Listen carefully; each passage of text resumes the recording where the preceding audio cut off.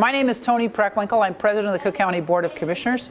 This is a position I've held for the last 8 years. Prior to that time, I was alderman of the 4th Ward in the city of Chicago for 19 years. However, by profession, I am a high school history teacher. Cook County government has two historic legacy obligations. One is public health and the other is public safety.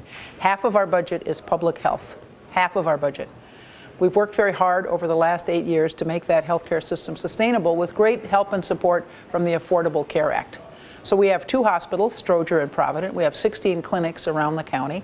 And in addition, we now have a Medicaid expansion program called County Care, which serves 350,000 county residents.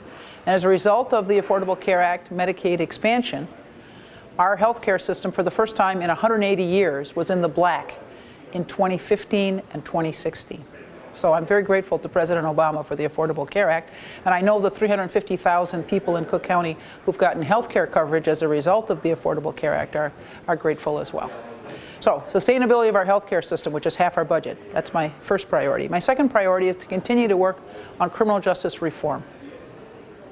39% of our budget is public safety, so that's the jail and the courts, and we have a small police force that serves unincorporated Cook County.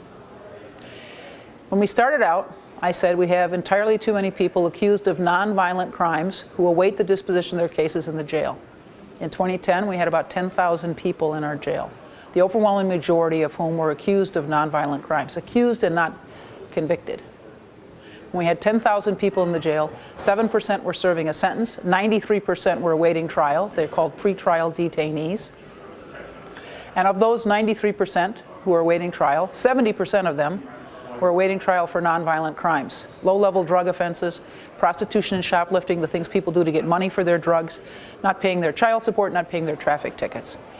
So working together with all the stakeholders, the chief judge, the state's attorney and the public defender, the clerk of the court and the sheriff, we've now reduced the jail population to fewer than 6,000 people. So there's been a 40% reduction in the jail population by focusing on bond court and how those who are accused of nonviolent offenses are treated in bond court. And we've had a reversal.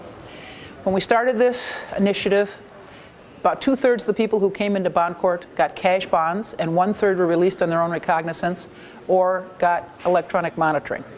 And now it's the reverse. 2/3 are released on their own recognizance or electronic monitoring, and 1/3 get cash bonds. And that's how we've driven down the jail population. Because jails in this country are poorhouses. They're also disproportionately places that house black and brown people. Half of our population in Cook County is African American and Latino, about equally divided, but 86% of the people in our jail are black and brown. So our jails are at the intersection of racism and poverty, and we should do whatever we can to see that those who are accused of nonviolent crimes do not spend time in jail as they await the disposition of their cases. So that's our second big focus. The third thing I've focused on is economic development. Earlier in my career, I worked for the City of Chicago Department of Economic Development, and I know that the importance of government action in this arena. So when I got elected, I asked for the head of the Bureau of Economic Development and discovered there wasn't one. So we created a bureau. We put together our community development, our capital planning, our building and zoning initiatives in one place where they'd previously been siloed, so we could have a comprehensive approach to economic development around the county. We also have a Council of Economic Advisors, headed now by John Rogers of Ariel Capital, which focuses on how we can relate better to the business community and kind of our broader perspective.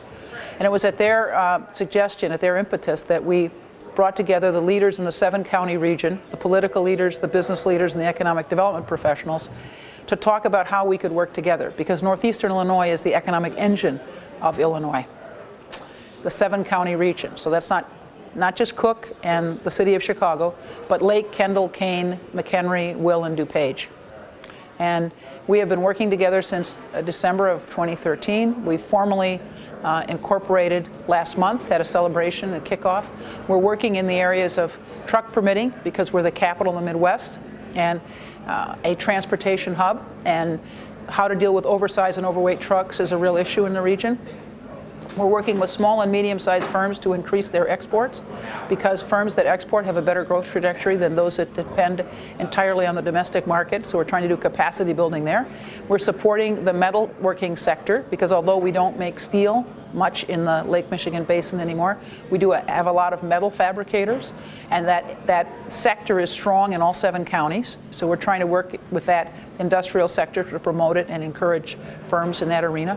And then finally, we're working on foreign direct investment. We have a lot of foreign direct investment in northeastern Illinois, and we're trying to get firms from outside the United States to invest and expand their investments in Cook County. So when I talk about the county and its mission and where my time and attention goes, it's public health, public safety, and economic development.